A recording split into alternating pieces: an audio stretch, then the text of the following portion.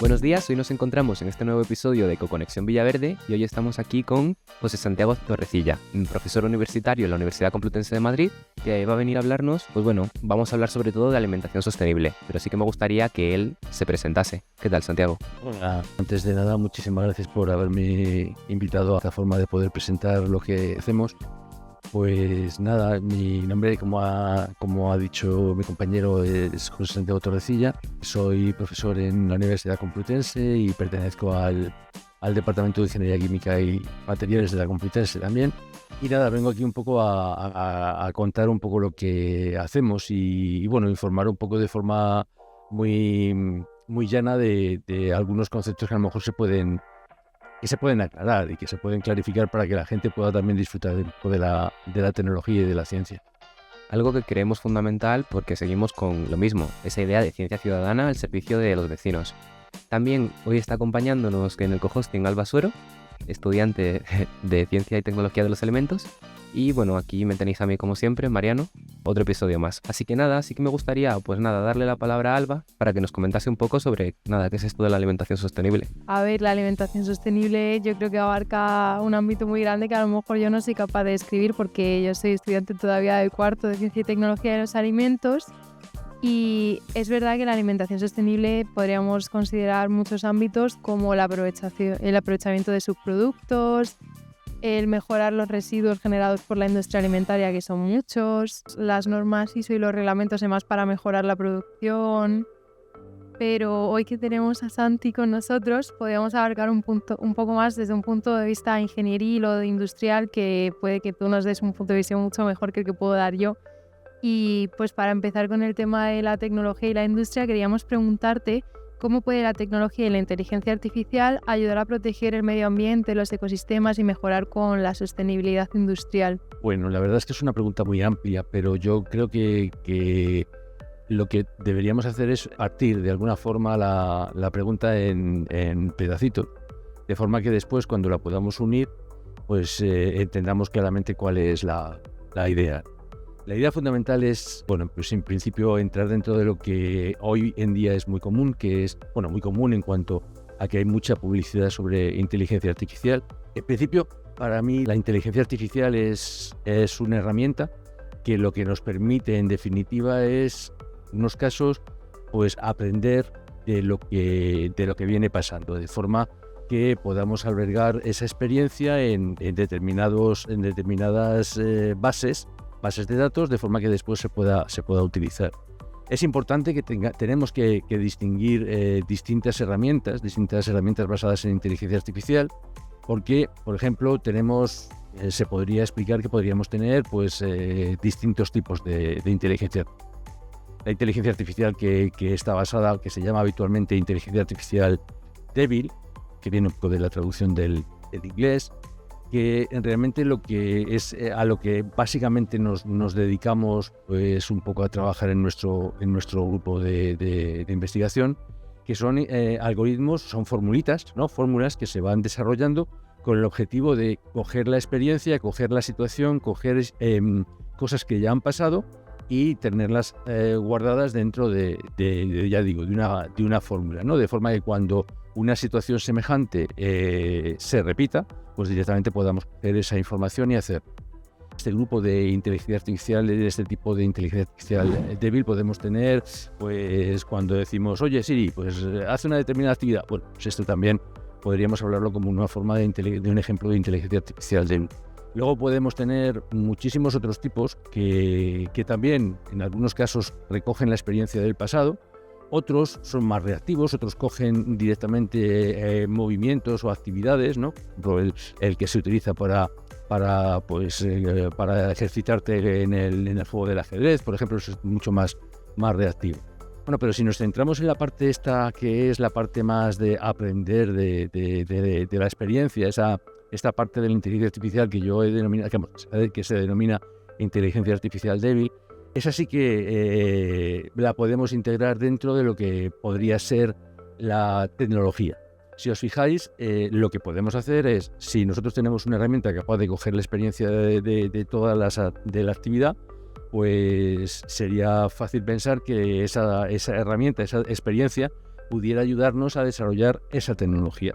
Bueno, pues en principio eso es lo que se está haciendo, ¿vale? Entonces ahora, además de todo eso, tenemos que ver dónde lo aplicamos. Y si no tenemos un punto de aplicación, ¿para qué queremos tanta inteligencia artificial y tanta tecnología si luego no sabemos en dónde aplicarlo? Bueno, pues si todo esto lo enfocamos a la protección del medio ambiente, a la protección de determinados ecosistemas en peligro, pues directamente ya tenemos el triángulo completo. Tenemos la herramienta que nos permite coger la experiencia, la herramienta que nos permite coger información del ecosistema y el ecosistema a analizar. Entonces tenemos todo el círculo cerrado de forma que podemos empezar a trabajar con ello. Yo creo que esta combinación es lo que realmente es atractivo dentro de lo que sería la protección ambiental. Yo creo que eso sería un poco, pero muy resumido evidentemente, pero un poco la respuesta a esa, cómo la tecnología, esa combinación entre la tecnología y la inteligencia artificial para proteger el medio ambiente. Bueno, muy interesante lo que propone, sobre todo de cara a que muchas veces cuando hablamos de inteligencia artificial, sobre todo ha salido en los últimos debates éticos que ha generado todo el tema de OpenAI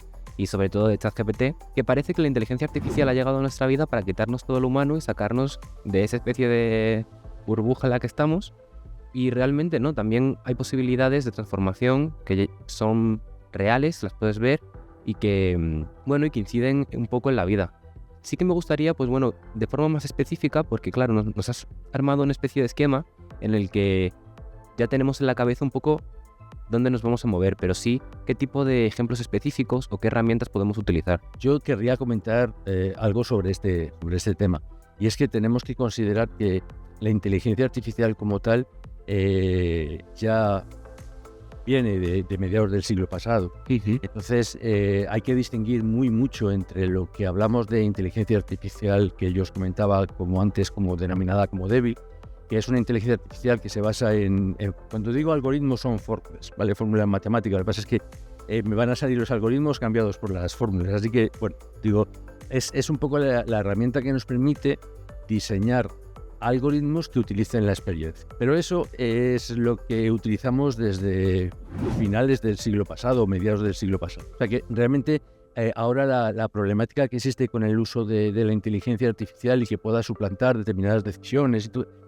esa inteligencia artificial, aunque es en algunos casos útil, en otros casos atenta un poco con nuestra intimidad.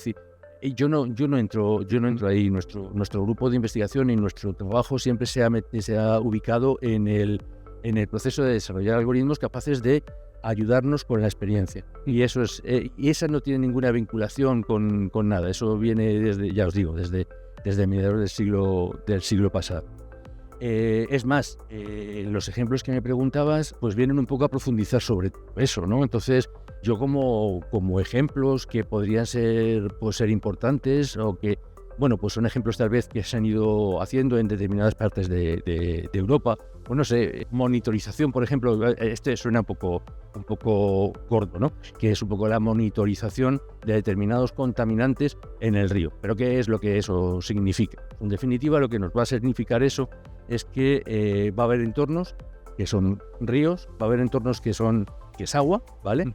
Y que este agua, ya sabéis, que una de las características que tiene el agua y que nos hace estar tan bien es que el agua es capaz de disolver un montón de contaminantes y un montón de sustancias. Entonces, si tiene esa capacidad, directamente no solamente tiene la capacidad de poder disolver aquellas sustancias que no son buenas, sino también va a disolver sustancias que no son tan buenas, que son de los contaminantes.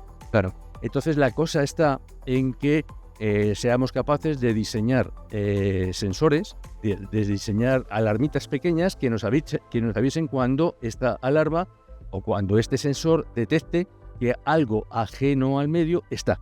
Entonces, eso es lo que en definitiva nos significa que tenemos que monitorizar determinados compuestos químicos dentro del río, ¿vale? Pues directamente podemos encontrar que, bueno, pues en Países Bajos, ejemplos, en Australia, incluso en California, se han ido desarrollando, y en muchos otros sitios, se han ido desarrollando algoritmos que lo que hacen es tener un sensor que nos avisa sobre la presencia de contaminantes y tener un algoritmo que es esta inteligencia artificial débil que nos dice, oye, pues esta presencia es nueva, o que esta presencia de este compuesto está en mayor abundancia, hay más de lo que debería haber. ¿Y eso se hace según el tramo del río? o la muestra es menos específica? Claro, eso es lo que, en definitiva, lo que sueles hacer es hacerlo en puntos determinados aguas abajo. O sea, perdón, puntos determinados siguiendo la corriente del río. Entonces, de esa forma sí que puedes determinar qué compuesto en qué lugar está apareciendo. Se pone siempre en lugares más sensibles, ¿no? O sea, si tú tienes una fuerte carga industrial en una determinada posición, pues evidentemente si estás viendo que hay algún tipo de vertido hacia algún acuífero, pues hombre, realmente tú los sensores los sueles poner abajo, de forma que siempre te llegue esa información.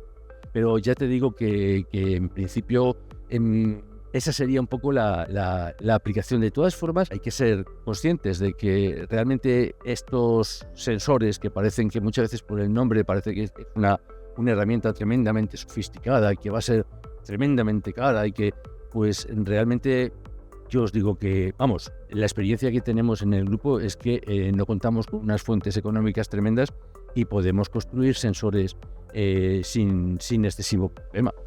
Justo eso te iba a preguntar, porque claro, siempre que hablamos, pues sobre todo de políticas públicas y de incidencia económica, ahí está la cuestión monetaria pujando bastante. Todo esto, salvando las distancias, me recuerda un poco a la medición de la calidad del aire en Madrid y esas alarmas que se lanzan, pero como en principio nadie se baña en el Manzanares, tampoco es como que se tenga muy visto, ¿no?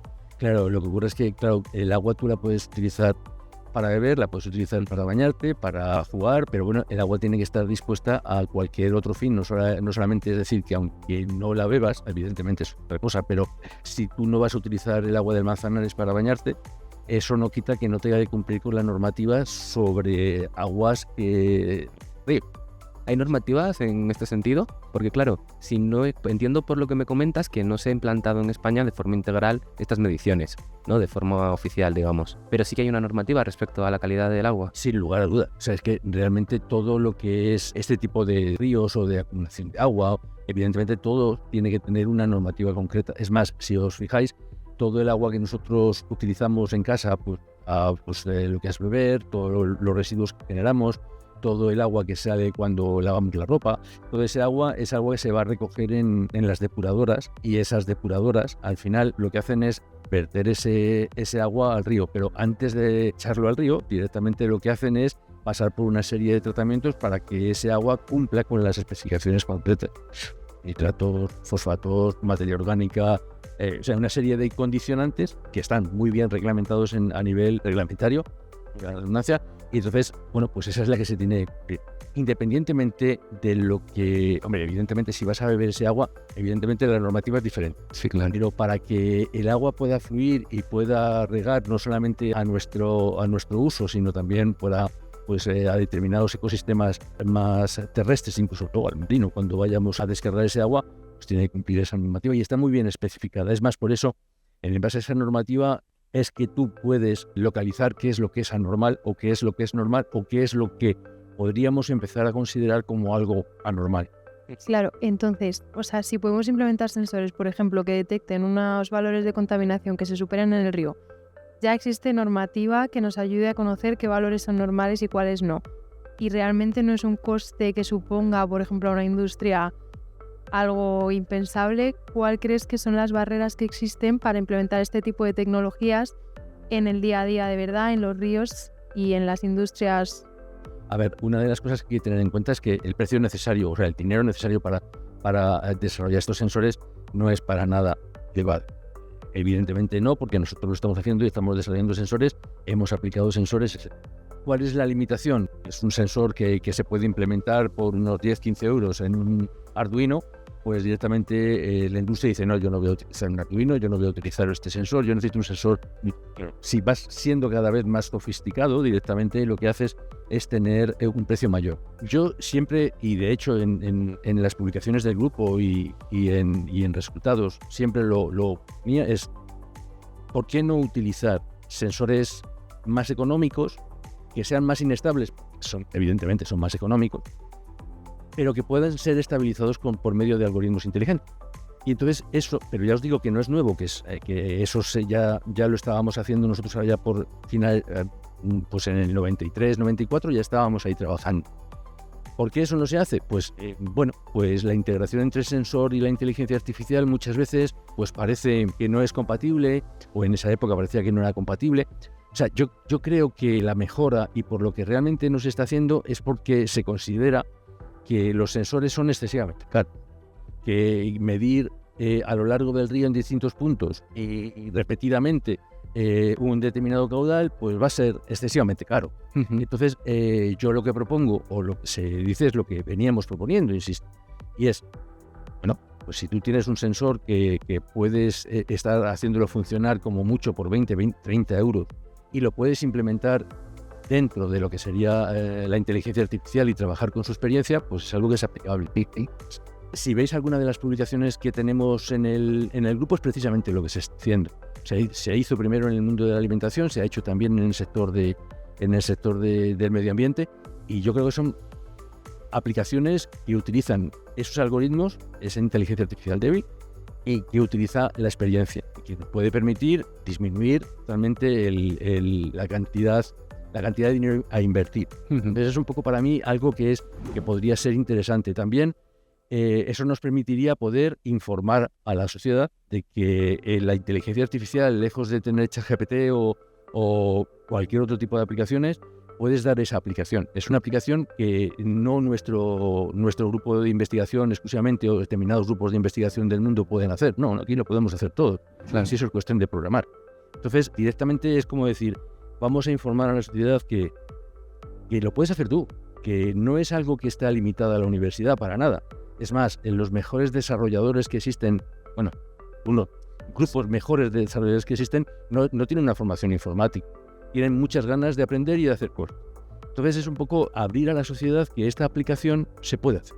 O sea, ¿por qué no? Ejemplo, una de las aplicaciones que se está haciendo en Estados Unidos, en la zona de California, creo que recordar, ¿por qué no haces una aplicación donde directamente con el móvil puedas ver la calidad de las aguas cuando te vas a bañar?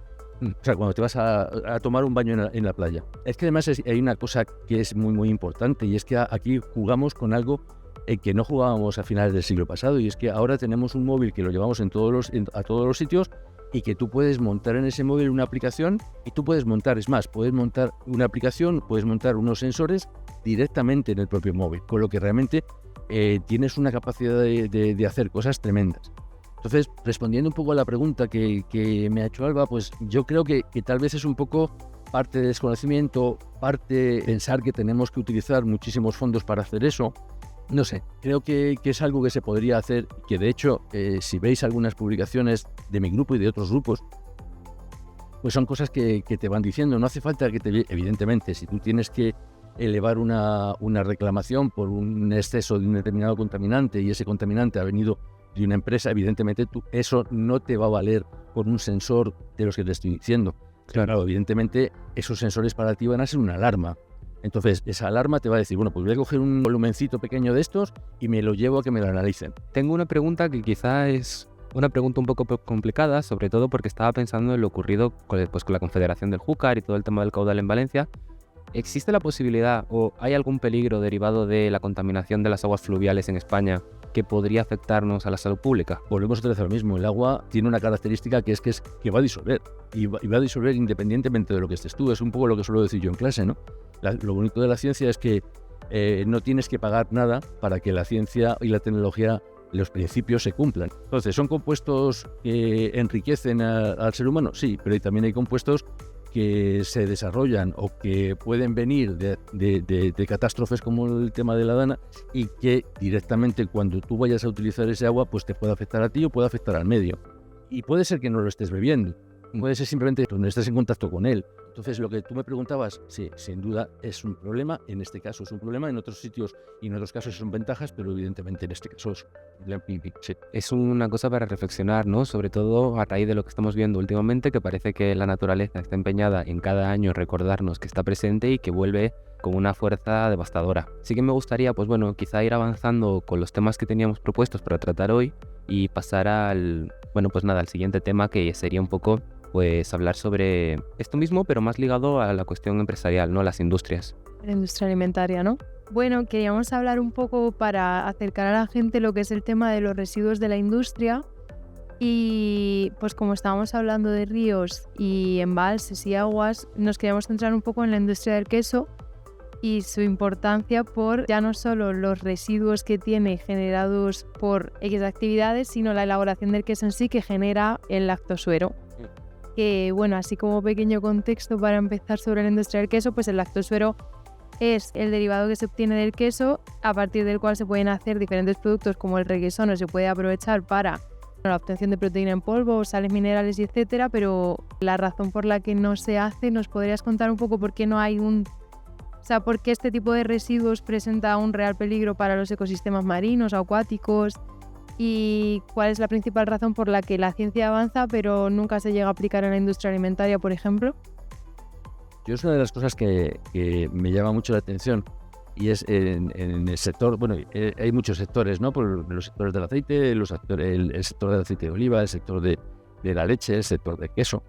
Realmente ya está establecido que bueno, pues que uno de los residuos que tú vas a emitir de alguna forma cuando estés elaborando el queso, pues va a ser uno de los residuos que tiene que ser aislado y que tiene que ser utilizado en otro ámbito. Pero ¿qué es lo que pasa? Que para que eso tenga una rentabilidad en el sector, pues tienes que tener una determinada cantidad. Entonces esa determinada cantidad la tienes que reunir y mandar a una empresa para que realice una serie de actividades con ella. Cuando el efluente es menor, no es que te salga muy rentable mandarlo en camiones a una empresa. Considero que siempre tienes más un móvil económico, porque gracias a Dios todo lo que tenemos hoy en día aquí sabemos exactamente un poco cómo funciona, sabemos las problemáticas que puedes tener si añades un determinado contaminante que no es propio del agua al agua. Lo sabes porque lo has visto, porque lo has hecho en el laboratorio y porque directamente estás viendo que bueno, cuando tú echas un alimento en el agua, directamente aparecen compuestos, microorganismos que empiezan a crecer con ese alimento. Entonces tú dices, bueno, si yo echo un alimento concreto que viene de la leche al agua, directamente lo que va a hacer es que va a crecer no solamente lo que es propio del agua, sino que va a crecer cosas que no son propias del agua y que van a contaminar este agua.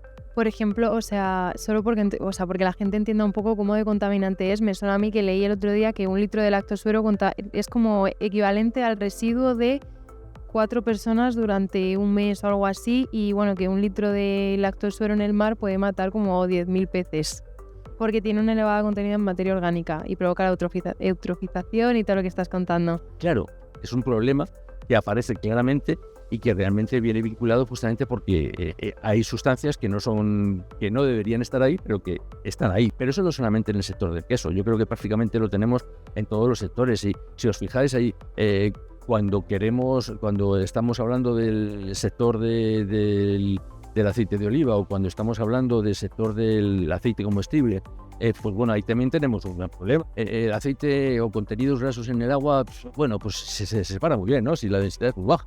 Pero claro, justamente es difícil de separar, y además es que el aceite, como se dice en la frase, ¿no? Que te quedas encima del agua como el aceite, pues el aceite se sitúa en la parte de arriba y impide a la luz que entre directamente al agua. Entonces ahí tienes otro problema. Yo creo que todo esto, su dinámica principal ya está conocido y se está avanzando. Y es simplemente pues aplicarlo, porque realmente los problemas que vienen de ahí son problemas, como decías en la anterior pregunta, que no solamente se limitan a que tenemos agua contaminada, es que esa agua contaminada posiblemente nos pueda afectar a nuestra vida normal. A lo mejor directamente no, pero a lo que vayamos a comer, a lo que vayamos a hacer. Pero me da mucha pena que, teniendo el conocimiento, aún así te sigas saltando determinadas reglas que sabes que están. Claro, y están por algo, ¿no? Es una cuestión de protección. Yo siempre recuerdo, pues sobre todo cuando estoy hablando de estos temas, recuerdo la definición que da la OMS sobre lo que es la salud y cómo esa idea de la salud como una cuestión global, total, One Health, ¿no? Que muchas veces parece que se nos olvida, y sobre todo está bien volverlo a refrescar porque, bueno, es una cuestión de compromiso ciudadano. Pero claro, no todo es tan malo, no es el fin del mundo tampoco. Siempre me gusta decirlo en los podcasts que son así un poco de vida o muerte, ¿no? Porque aquí también estamos para un poco denunciar lo que ocurre, pero también está esa parte de propuestas para el futuro y de reivindicar un poco esa idea de que no estamos perdidos y el mundo no se acaba mañana.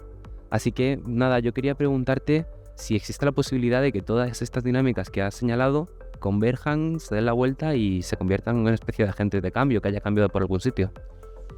Yo pienso que sí. Yo creo, de hecho, una de las cosas que me parecen más interesantes sobre esto es esto que estáis haciendo. O sea, directamente tener la posibilidad de mandar esta información a la sociedad, y siempre para mí dar información y conocer las cosas te quita tanto el miedo como te da la posibilidad de trabajar con más seguridad. Entonces, desde luego sí, si yo he visto alguna diferencia con respecto a tiempo pasado, es que antes pues posiblemente lo que hacías se quedaba en el laboratorio o en algunos trabajos que mandabas a publicar, pero hoy por hoy, cuando publicas una cosa que puede ser interesante para la sociedad, pues hay muchos medios que te llaman e intentan ser un poco un altavoz de eso que has sacado. Para mí, el conocimiento es algo que te permite mejorar todo este tipo de situaciones. Entonces, una forma de poder traer esto aquí, pues claro, si me he podido explicar bien, pues quien sepa que estamos utilizando inteligencia artificial se dará cuenta que nosotros no estamos utilizando una inteligencia artificial que justamente es la que pone en peligro determinadas alternativas, sino es una inteligencia artificial que, utilizando experiencia, te va a dar la posibilidad de poder cuidar el sistema, te va a dar la posibilidad de poder ser más seguro en tu proceder, y sobre todo te va a dar la posibilidad de comunicar eso a los demás. Al ser profesor, pues como te quedas diciendo, el conocimiento es lo que te va a permitir ser más libre.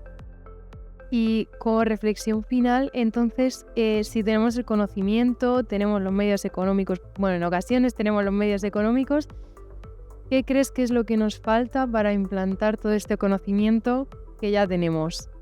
Porque el conocimiento avanza, la ciencia avanza, pero no sirve que avance si no se utiliza. Entonces, ¿qué crees que es lo que nos falta? Ay, Dios mío. Esa es una muy buena pregunta. Pero es muy buena pregunta. No sé. Como reflexión para todos los oyentes también. Pero ojo que ese es mi punto de vista. No sé. Parte de la información que para mí es vital es, no sé, que nos moviéramos a pensar que más allá de los intereses de los demás hay un interés que es común, que es el interés de cuidar lo que nos reúne.